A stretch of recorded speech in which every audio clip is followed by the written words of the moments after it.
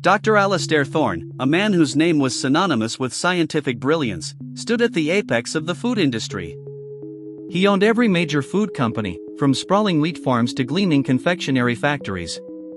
His ambition was boundless, and his latest project, codenamed Project Genesis, was his most ambitious yet.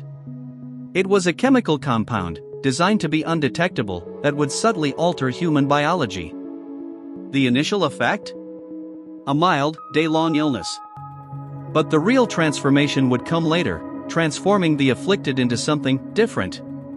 Alastair, driven by a misguided belief in a better humanity, saw the potential. He envisioned a world where the weak and the unfit were culled, replaced by a new breed, resilient and adaptable. He would become the architect of a new evolution, and the world would look to him as a savior. His plan was to introduce Genesis into the food supply, starting with small doses, progressively increasing the concentration until the transformation was complete. He believed the public would barely notice, attributing the increasing sickness to a new, highly contagious flu. The first stage went flawlessly. News reports buzzed with the uncommon flu, but Alastair, safe in his sanitized, high-tech mansion, saw it as a sign of success. He pushed forward, increasing the dosage.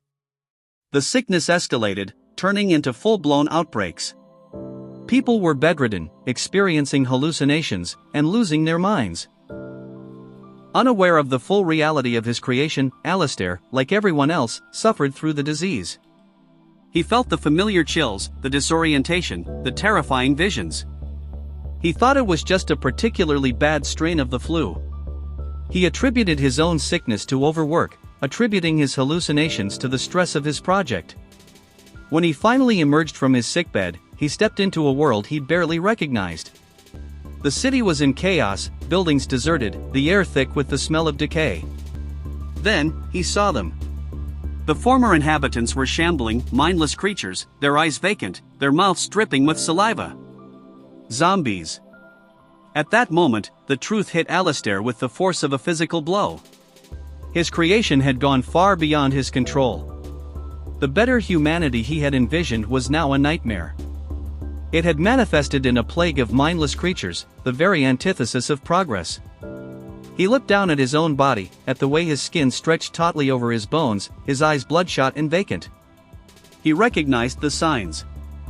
He was a zombie. Alastair, the architect of humanity's downfall, was now its victim. His genius had turned him into the very monster he had unknowingly unleashed. His ambition, his hubris, had led him to the precipice of a terrifying reality. He had doomed humanity, and in the process, he had doomed himself. He knew there was no escape, no redemption. His legacy would be one of destruction. He was the scientist who had brought about the zombie apocalypse. His creation, Project Genesis, had ended not just humanity, but his own existence. He was the architect of his own ruin. As he stumbled through the abandoned city, the moans of the undead echoing around him, he knew he would forever be haunted by the horrifying truth of his hubris. He was the man who had made the world, and now, he was the man who had broken it. And it was all because he thought he could play God.